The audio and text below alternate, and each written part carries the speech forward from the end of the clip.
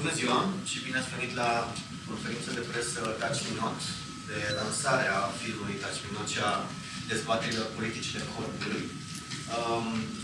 Și o primăvară parfumată tuturor doamnelor și domnișoarelor de 8 martie. Îmi face plăcere să... Eu sunt Cristian Nevoie, PR filmului. Alături de mine în echipă se mai află Gabi Suciu, Bianca Cenușă, sunt Alexandra... Da, îmi face plăcere să vă prezint de la stânga la dreapta pe Hannah Hoffman, protagonistă în film, Alina Pintilie, cineasta care a realizat filmul, l-a regizat, l-a montat, l-a produs și toate lucrurile. Laura Benson și distribuie. Bianca Oana, producătoarea filmului. Care și distribuie. Care și distribuie. We would just like to announce something which you probably know from our communication already, that today we start a series of special avant-premieres followed by debates called Touch Me Not, the Politics of the Body, which will offer the Romanian audiences all around the country the opportunity to discuss directly with our protagonists about the themes that the film is exploring. Like there are several themes that got crystallized in our travel around the world during the past year, because we've been, after the Berlinale, we managed to travel with this format of the open debate, Politics of the Body, for the main international releases and in the main festivals.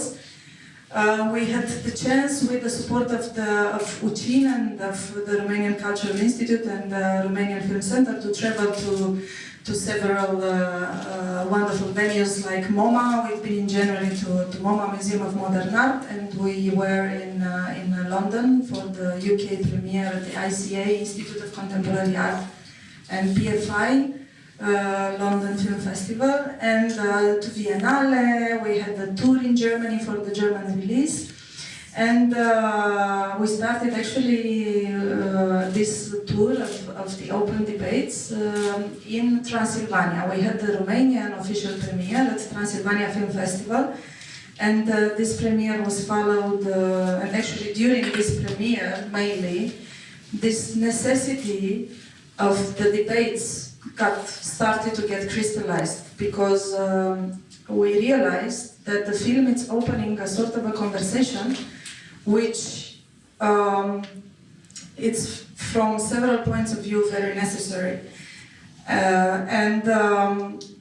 There are these themes, coming back to the themes that I was mentioning, that got crystallized on the way. So there are many people around the world who are interested in discussing topics related to the body, and how, for example, the ideologies, the forms of discrimination and of social exclusion are actually, if you look also in the history, they are all connected to the body, meaning that you know, all the right-wing ideologies, what do they attack? For example, they attack your blood, your origins, your sexual preference, your gender, your things which are definitely connected to this very important aspect of our lives, which is our body.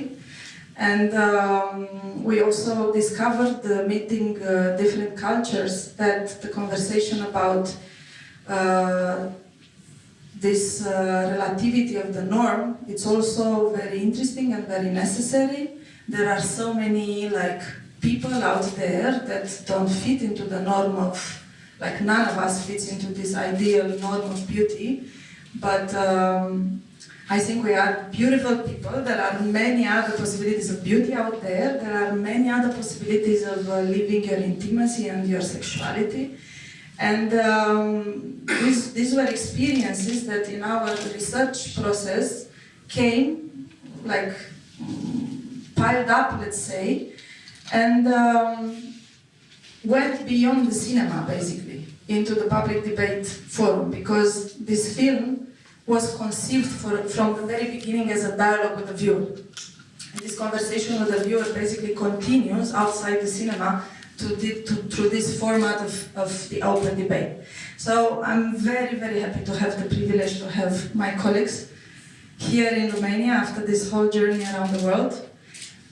And we start in Bucharest today, then we move to Cluj, then we go to Iași, then we go to Timișoara and Arad, then we move to Sibiu, Brașov, Sfântul Gheorghe, Satu Mare. We go to meet the profound Romania, as we call it, and we look forward to discuss all these topics. I was very often asked, we were asked if we are afraid of meeting the Romanian audiences, and I said I have such a deep trust in human beings, and we had such wonderful experiences all over the world that I believe this will happen also here, and we had a very beautiful experience with the Romanian audiences for the few screenings we had. It's amazing that in a time which has made the human body an image that is practically an everyday impulse for everybody in the Western society. It's amazing that in such a society, nobody has taken nobody has looked into the matter of intimacy and the body as you did, from an intellectual and reflecting self-reflective perspective. And I was amazed to read about the controversy that the film has started, because in a way it's an image. These are images. The human body of the female, which has become an object, it's objectified, so to speak. So the male image as well. And still artists didn't take the time to reflect in the way you did. How did all the process of the creation of this film develop? Was it a dialogue with your, I should say, partners, in the artists that you work with? At the beginning I wasn't aware of how much personal input there was going to be.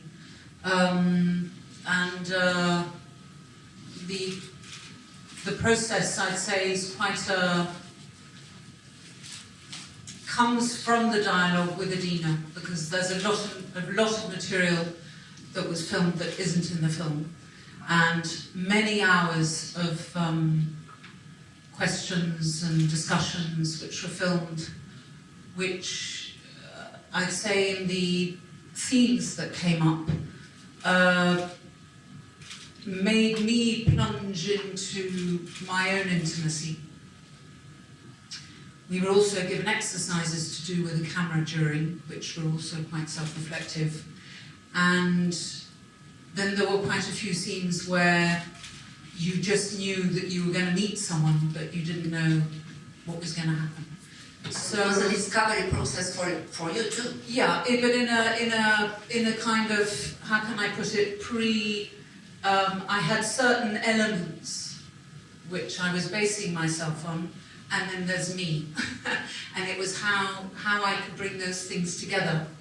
And from a personal point of view, I set out on this film attempting to let go as much as possible and not control. So it has a lot to do with the relationship that I had with Adina during the film, which was a very trusting relationship. And to be able to trust, to let go in situations where I didn't know what was going to come out of me. So my preconception of the part, and actually what me and Adina made of the part, is very different to what I had imagined. So some things were said before, a lot of material wasn't decided before, and it's a kind of magical mix of these different elements. Did you work with a reduced team in order to get this intimacy with your actors? Yeah, okay, fine. Well, as far as my play was, I was hired as a transsexual prostitute, and I tried just to fulfill my job. It was my first intention to do so. Also to show a little bit how transsexual prostitution may work, or a little bit also about transsexuals at all, that we are maybe more normal people, and I had the opportunity to show that. Yeah. On the other hand, what was also interesting for me and challenging for me, I never had a female client.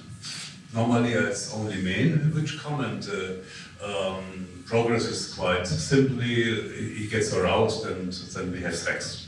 So quite simple. And in this challenge it was something completely different, and I had to improvise. Yeah? And this was, in a certain sense, I was stuck. I was a little bit helpless also, and maybe this complete amateur challenge is a little bit, you feel it a little bit, also this, maybe this self-ironic, or when I try to strip. Yeah? What I tell in the film is completely the truth. I never stripped before. I watched strippers, and it was one of the seldom things I never did in prostitution. And just to go back to my status as a non-professional, I made it for her for the first time for Laura, for the first time just to overcome her inhibitions. Yeah? And this was really improvised. Yeah? What I got from Adina was a sort of, I always say novel. Yeah? There's certain motifs, like Wagner Leitmotive, for instance. Yeah? But they changed, and also I think the Brahms motif, of course. This was one of the music of Brahms I brought in the film. This was and it's also what I told was the truth. I used this music for clients to get a little bit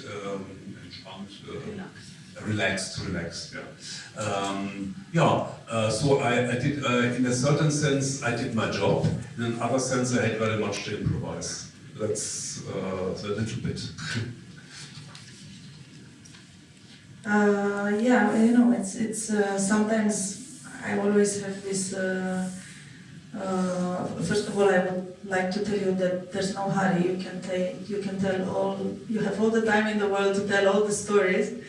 There's no pressure here of time. I'm sometimes a bit reactive when I hear Hannah simplifying her job.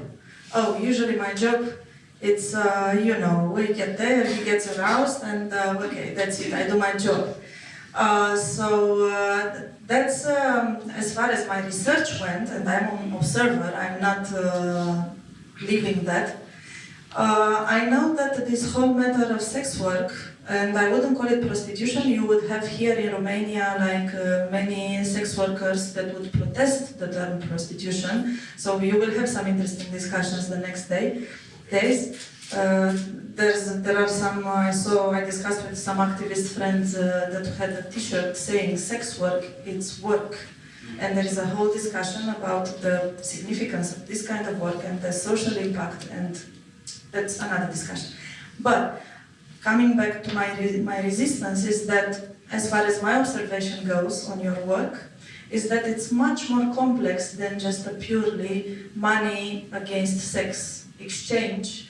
And I'm, for example, referring to that couple that would visit you, that I know from some of your diaries, talking about the process. We all worked with this series of personal diaries on intimacy, each before the official shooting, because we worked with the cast coming from several countries, and we had to also work from distance, and the camera for each of us was a very important part of the process.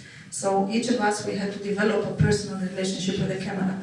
Hannah had also black magic. The camera is called black magic. We all had some black magics, and did some black magic with the black magic, some diaries on intimacy, and we would exchange this via Skype. We would discuss about this, and based on this, we would go deeper into each of us, the universe of each of us, And we would come up with themes, like dreams, like memories, like fears that we would work with later in the process, in the official shooting. And in the exchange I had with Hannah, there were very interesting situations, and it's usually not with a one-time client, it's usually with a long-term client. Yeah. So, okay, this is a running gag between us, yeah? Simplifying the job. I'm a little bit in between, because on the one hand there is, in the sex worker job, there's very much bread and butter job, I say so. On the other hand, there are very different clients, and clients which come regularly to me, and also clients which make a certain development. Yeah? Moving, for instance, from a transvestite to a dominant man, for instance. Some have certain later fetishes, some other fetishes, and some have fetishes which we have to discover. It needs 3 or 4 sessions to discover what they really wanted.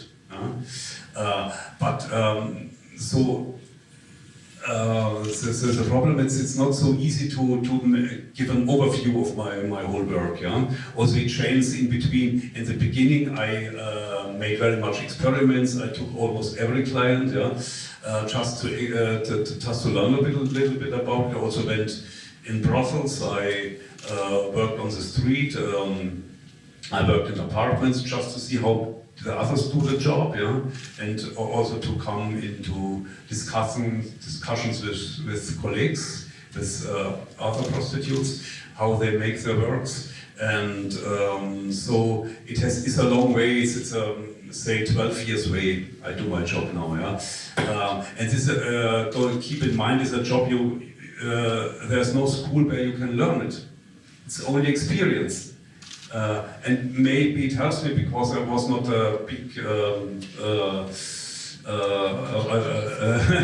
I wasn't good at school maybe, and so this learning by doing is best what could happen to me. But it's a legal business in Germany, isn't it? It's what do you mean with a little business? It's not legal. It's legal. Because in Romania it's not. So you cannot talk about it the way you do. So that's basically, and I give it back to you immediately. So just for example, I wanted to work with real, authentic sex work, and I couldn't do the casting in Romania because of this kind of work not being legal. So this is how we met. We actually did the casting in Germany, and why I opened up this conversation. It's because actually what Hannah is doing, and it's very interesting, and not only Hannah but also our other colleague, Shani Love, they work with the subconscious, actually, with the sexual fantasies, with the different needs that are not so easy to talk about because they don't fit to the norm. And basically the sex work, it's offering this safe, consensual exchange, let's say, where you can go with all this, let's say, luggage that you have and explore it in a sort of an accepting and open way, which is basically, in this process we worked with a lot of psychoanalysts and psychotherapists from different areas. And one of the most interesting ones was Mr. Bader. That wrote, it's Michael Bader, it's an American psychoanalyst who wrote the book Arousal, The Secret Logic of Sexual Fantasy. And basically, if you look at the work of several sex workers and you see actually the therapeutic layer of it in many situations, it's in different degrees. There are many kinds of sex work. You understand basically why he's arguing that our sexual behavior, our sexual fantasies, our sexual imaginary, if you want, it's a sort of a key to our subconscious. So if you look at it without judging yourself and thinking that if you live your sexuality in a different way, you are wrong and then you just have to go to the doctor to repair yourself. So instead of that, you have the chance to look at it with openness, to discuss it, to actually explore it in a relation with a therapist or with the significant others, or in this kind of work with sex therapists, and or with sex workers. So here the border it's always debatable. And you can understand very interesting aspects about yourself. For example, there was this couple that used to come to Hannah, they came together, a woman and a man in their 60s. And he wanted to basically live a role play, the husband. The husband was able to experience desire only in a ritualistic situation, in a sort of a role play, where he would go back to a childhood situation, I think, because he would propose you to...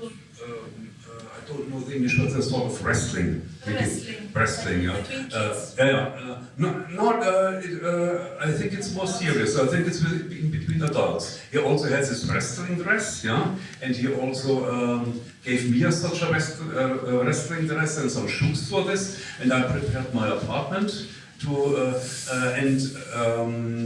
his wife came and watched, and he also told his wife, well, I'm not only doing this with Hannah, I also make it with other guys, yeah, which was, of course, the truth, yeah, and but he got aroused in this situation, and you have to keep in mind his wife was seriously ill, yeah.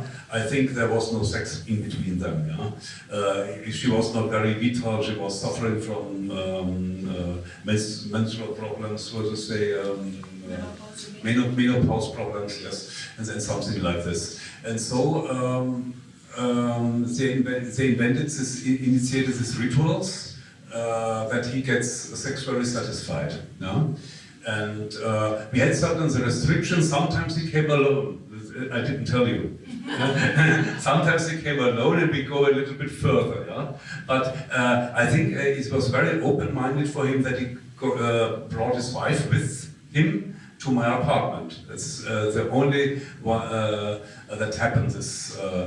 I sometimes had couples, yes, but only once or twice, and it's very rare. This sort. What's more is development in between a client. That, for instance, he starts as a transvestite, as a devout one, and then he changes and he develops certain other sexual fantasies. Yeah, for instance, and I have several clients which I meet once a month, once or twice a month. Others more seldom. The one have certain rituals which they always reproduce, and the others make changes. And the changes is more interesting, but the clients which do always the same, it's very easy for me because I know exactly what will happen and I can prepare it. It's sort of customer client, it's easy for me to handle. Yeah? And sometimes I'm grateful for that also, not always to make it too complicated. Yeah, in any case, like this whole encounter with you and with your work, and I understand it's very difficult to basically go a bit more in depth here because we have a limited time. But I would just want to contextualize a bit that there are like many people for whom the sex work has different motivations and it has different effects. Also for transgender people, you explained to me the role of sex work. The role of finding themselves as a woman. For instance, if you try to be a woman, sometimes you're reduced on you don't have many options of exploration. And so it's a wide felt where you can experiment. And if a client comes, he sees you and he stays, that's good. But if he comes, sees you and goes away, that's bad. And so you have a very hard trip to learn how to be at least an attractive woman. You know? And also it's one further reflexive aspect has to be mentioned. Sex work helped me to accept my body as it was, because I was not so very content with my body. But my clients told me, well, I'm a sexually desirable, transsexual woman, whatever you want. And this is helpful for the conscious, for my self-confidence, yes. for my self-confidence. Was that your film experience, the first film experience? I was an extra one or twice, and I was interested to make more. Because this extra, it was also a film about a transsexual. And I thought it was so many cliches, I suffered from the scene I had to play. Okay. This was also one of the reasons you came on board in our project. Yeah, of course. You may remember when Alina casted me this 5 years ago. This shortly before Conchita Wurst, for instance, appeared. Yeah? And Conchita Wurst broke up cliches totally about transvestites, transsexuals, and so on. Before that, there was we had. You don't know the name of German transsexuals which are producing them for the cameras before in a very cliche-haft manner, yeah? And I wanted to show that we are quite normal people, with quite normal behavior, not exaggerated and so on. I forget to interrupt you. And one point is there's an important thing about sexuality to handle. You can therapy. Yeah? Therapy is very expensive, and you almost in Germany you do not get a therapist at all. You can suppress it, yeah? Which is also not very satisfying. You just act it out. And prostitution is one occasion to act it out, to see a good connection to a woman, to another person, which fulfills your dreams, your feelings. Let me say. No, enough. Well, just to close the circle, and then I would like to offer you also the mic. What's interesting about the sex work and about sex therapy, and I go back to the book of Mr. Bader and several other books that we explored. We had a bibliography of the project. Is that this playground of our sexual desire and our sexual fantasies can offer a very important source of self-knowledge. Basically, you can understand things about difficult dynamics also from other areas of your life, from your family life, from your work life. And if you get this kind of self-reflective relationship with yourself, so without judging yourself, instead trying to understand why you behave like that, why that fantasy is helping you to live your sexuality in such way, you will have more harmonious and more understanding relationship with yourself, and then with the other implicitly, and then you will be able to accept the difference of the other person with more openness. And this will also have an impact at the community level. So we were always discussing, we can get in all these details of the encounters between people, but actually trying to just describe, it's not doing justice to the complexity of the human relationship behind that. For example, there was this case study of this man who was only able to live his to experience desire in an SM relationship, which the reality of self was completely incompatible with his view about himself, because he was a big manager of a corporation, respected by so many people, so he was one of the clients of Mr. Bader, and they were discussing and trying to understand why that's happening, and it's happening for much more people than we think we know. And actually, they digged in the history of the man, in the personal history, and that the way we grew up and we related with the closest ones, it's influencing the way we experience intimacy as adults. And in his case, he had a mother which was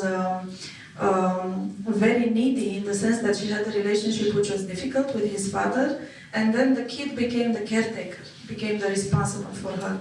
So basically, he grew up as the caretaker of the universe, like the most responsible person in the world, but this would put a toll on his erotic life, because he would always feel guilty to experience pleasure. He wouldn't, because of this huge responsibility of the whole world being on his shoulder. And then only in this kind of role play, like the one with the guy that comes to you, this enacting this kind of role play would allow him to feel safe enough and free enough to experience desire. So, yes, I would like to stop here, but because we can get lost in just in the facts, but we have to go a bit behind the humanity of that. Just to add one last thing on what he says is that basically a fantasy is a solution. Is that people's sexual fantasy is a solution to something they can't actually do in life. So the fantasy actually allows it to happen. Adina, whether you agree or not, your movie will be taken as a feminist manifesto, but not only, also a manifesto on filmmaking. And I would like to suggest a direction of my question. Jean-Michel Frodon, who used to be the director of Cahiers du Cinéma, said, I think we shouldn't ask like Bazin what cinema is, but what cinema does. Thank you for the question, because this was the second challenge. We had several challenges that we worked with in the process. Like one of them was, of course, the topic of, you know, we all, I keep saying that, I know I repeat myself, but we all have a body, we all have an intimate life, we all have a sexual life, but it's so damn difficult to discuss these things. And so that was one main challenge, and the other challenge was to find basically the right cinematic language to be able to share such a process with an audience and to involve the audience in, because the film was conceived as a dialogue with the viewer, a very direct, intimate dialogue, very direct, intimate dialogue with you. And for us it was very important that the usual distance that exists between the body of the viewer and the body of the cinematic body doesn't exist in this situation. So it took quite a long while to figure out the language, and in this sense maybe you mentioned the idea of a manifest about cinema, because we challenged not only, we challenged also the preconceived ideas about how cinema can function. And the whole discussion of, that's too long to keep it here, and we had the chance to discuss in a wonderful interview for the film magazine about that. The whole presence of the meta layer, of the meta-cinema layer, and of the film team, and of the film as an apparatus, and of the filmmaker in the film, it has been an organically necessary tool. I was very resistant personally to that, but it was organically necessary as a sort of an emotional bridge between the viewer and the protagonists, so that you are all the time aware that this is not a bubble of suspension of disbelief that you look at, but it's an authentic experience of some people that have the generosity to share it with you, and the camera and the filmmaker and the team, it's offering you a very privileged access there. And we are more in a position of a channel to make this emotional dialogue possible, and to invite basically the viewer in the same self-reflective process. And just when you were saying what does film do, there's something quite particular I found in people's reaction, is that they would like to continue the film when the film stopped. Is that some people felt an opening. You know, I've spoken to people after the film who've been very moved and sort of collapsing into tears, but welcoming the kind of shake that they've been through, and actually wanting that experience not to stop, as if it was the beginning of something. And in Poland, we gave some workshops, and I realized how people came to the workshop. One of the workshops I gave with Hannah was with Welcome to Your Sexual Fantasies. And when we asked them why they were coming to the workshop, there was the theme, but there was also the fact that they wanted to continue being with us because they didn't want the film to stop. So it was just to bounce back on what you were saying about what a film can do. We are actually doing this workshop in Romania as part of the release of the film because we are releasing on the 15th of March in cinemas in partnership with One World Romania. And on Sunday, on the 17th, Hannah and Laura are doing this workshop for the Romanian audience, so you're all invited. It's at AaRC.ro, right? Yeah, at 5 p.m. Yeah, at 5 p.m. It's a limited number of it can be done with 14 people. So I think if you would be interested, it's time to to send the emails. and we hope to have Christian and Grit with us there because they have also a workshop. The Polish distributor was very creative about the way they launched the film in cinemas, and to be honest, they've had one of the highest numbers of admissions for in Europe for the film. Because they did this intense work, and Christian and Grit, they had this workshop on experiencing, enabling sensuality through disability, through immobility, yeah, which is very, very interesting for not only, I mean, for non-disabled people, it's interesting to see it. To participate, exactly. It's for couples. Yeah. it comes from this principle that for persons for whom different parts of the body don't function in a normative way, other parts of the body get an extra sensitivity, like it happens with the blind people that have more like sensitive tactile touch sense, and so they are exploring this kind of they do this kind of exercises where they explore what happens when one of your senses gets limited. And yeah, it has been quite an enriching experience. And how was for you the experience, for example, in Poland, of the workshop? To Laura, I have nothing further to add. I have a question for the producer. Yep. You mentioned MoMA and Poland, but you didn't give us the specifics. Is it art cinemas that the film was shown in, or is it mainstream cinemas? Like, will you go into Hollywood multiplex halls? In Poland, both. In Poland, there were both. Yeah, so...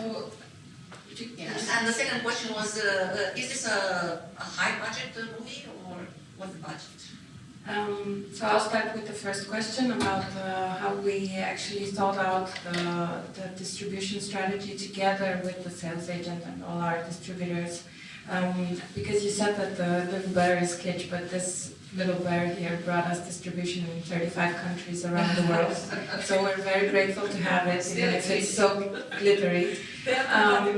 And we had a great opportunity to have distributors, like these 30 distributors, apart from the 5 that were in the co-production countries, together on board in a very short time after the Golden Bear. So together with our sales agents with Doc and Film, Daniela Elsner, who is mainly a documentary film sales agent, but she's also doing some fiction.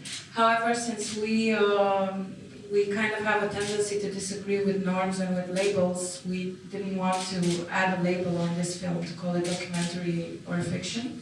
We just call it a feature film, a mix of reality and fiction. And we had a meeting with all the distributors in Cannes. So after Berlin, we all went there because that's where you can find all the distributors, in order to think about how we're going to release this film, since it's so out of norm. And we all agreed that how can I say, that the people who watch the film are the most important channel of distribution, actually. Because the way, as Laura mentioned, the way people are genuinely touched by the film functions as a self-promotion for the film, and this is how it should actually live. Yes, but it's slow and it's very slow. Small scale. It's what we call a slow burner. So the releases of the film were scheduled to happen in the main territories like the UK, Germany and France, which are some of the biggest territories, in fall, all at the same time. It didn't happen exactly at the same time, but they all released together in order to benefit from each other. We had cinemas, like mainstream art house cinemas, which are often also multiplexes, but also the very established hardcore art house venues that have been in the city, that are legendary. They showed the film, for instance, in Berlin there is a young cinema like this, but it's very up and coming, it's called Wolf Kino. They had the film there for 10 weeks or 12, so really a long period of time. And it functions through this, what we like to call ambassadors of the film, for people who are talking about the film to their community, whether they are cultural or artists or people from the human rights area and stuff, and bring more people to the cinema. And to talk about the budget, it's for Europe. It's actually a low-budget film. It was a co-production between 5 countries. We struggled to put money together. We are now at 1.5 million euros that were literally pieces that we put together since 2010, actually. The reason for this is that if we would have been, let's say, a feature film, that had a classic storytelling and a script in all that sense, perhaps it would have been easier to produce. I have no idea. For me it was a challenge to incorporate this project in the pool of feature films that are happening now, that are being produced now. So, yeah. I hope that answers your question. You always were challenged by this, because the film deals with this whole question of norm versus non-normative, and actually the film struggled with that, being a very non-normative cinematic proposal. But I wanted to add to what you mentioned about the distribution. So, because there was always this question coming, why do we release so late in Romania? And why it took a year to basically come back home. And first of all, we didn't have a budget to finish the film before Berlinale, so everything, like the award and all the MGs from the distributors went into the technical post-production of the film. So we didn't have money for the technical side, like the audio mix, the VFX, color grading, subtitles, all the deliverables for all the countries. So basically, we managed to put together, talking about also the production, very slowly the necessary budget to be able to finish the film. We delivered it for end of September with last year, with actually 15 countries to release it in a very short interval. So among which the main territories were more or less at the same time. And our team, our very small team, is also working hard for the international releases. So it was Germany, UK and France, but it was also the Netherlands, it was also Vienna, Greece, it was also Austria, Greece, Slovakia, Switzerland, and several more. I don't remember them all now. And so we participated, we worked a lot personally with this concept of the open debate, politics of the body, to support all the national releases. And we understood something, so we needed basically this time to finish the film and to basically implement a sort of an alternative distribution strategy, because we understand that for this kind of film and for other films which are challenging the norms, there are more out there, the classical distribution doesn't work anymore. So if you throw such a film in the regular distribution, it just disappears among the 50 other big like blockbusters with big promotional budgets. So our experience where we traveled was that people didn't know the film existed because of the lack of budget. So basically the solution that we, based on the ambassadors, was that actually the strategy that mainly worked was this event-based strategy. So we had to basically conceptualize to create a concept and the discussion around the main screenings, and then there was always full. The screenings were always full and the discussions would continue afterwards. Otherwise it really gets lost. And Wolf Cinema that Bianca mentioned in Germany, it's a very good example of that, because they actually have a quite progressive curatorial approach, in the sense that they do a whole package around the film. For us, they did a whole weekend in the launching, when they launched it in cinemas in Germany, they did a whole weekend touching that, with performance, with discussions with you, Hannah, were there discussing with another activist who was there at the meeting. There are different guests, from different areas that are connected to the film. They had several discussions. Bianca was there as well, and some of the protagonists. They had performance inspired by the film. Dance performance. A dance performance. And a dance workshop. Yeah. So it's event-based, as you said, but it's also for the community. It's community-based, and it's very similar to grassroots if you take it, as an economic system of grassroots. It's working from below. Yeah, working with very limited. You knock at the door and I'm going to be a candidate. Would you vote for me? Yes. Yeah. Exactly. And just to say a few words about the Romanian distribution, because we are trying to apply the same principle here. It was very difficult to get a distributor on board in Romania, because they consider that the film needs a special attention. Not necessarily. No, they consider that the film needs a special type of care and involvement, and when you distribute several films at the same time, there's only a limited period of time that you can allow for each film. And so at one point we said, of course, everybody has been very generous and supportive with Transylvania film and Voodoo films. They've helped us because it's the first time we're actually doing distribution in Romania. So, at all actually, it's the first time we're doing distribution.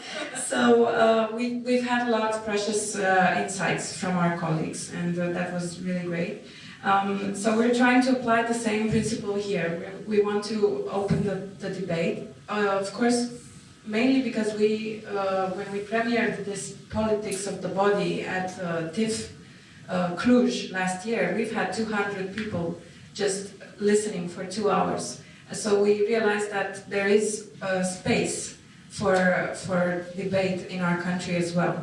We just have to allow the people to talk and to offer this space, as Hannah offers her clients a safe space to enjoy their sexual fantasies. That's how we offer, I hope we can offer the Romanian audience the space to be able to discuss things that they're not usually discussing, that are not so, as you said before, they're not so openly discussed. Briefly, I just wanted to say that we're working with some associations in NGOs, NGOs for human rights here in Romania. One of them is Motivation, that fights for the rights for disabled people. If you've seen some flyers or some campaign with Don't Park on with hashtag propune. Don't park on disabled people's places because they need it.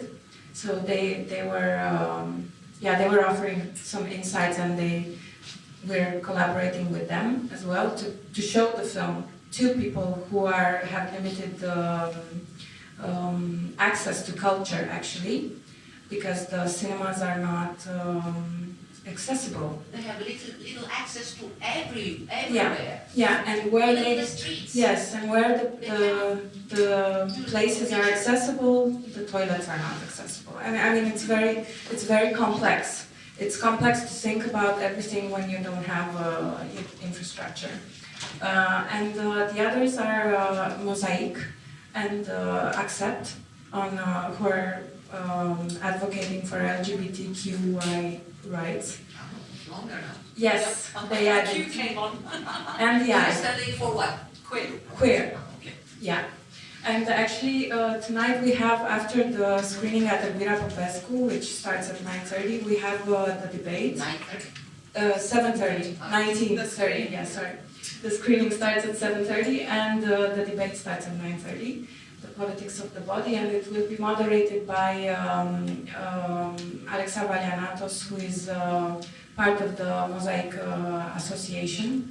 And we're looking forward to it because it's Women's Day and we're celebrating women everywhere anyhow. The film goes beyond gender, because you are asking if this is a feminist manifesto. Yeah. Okay.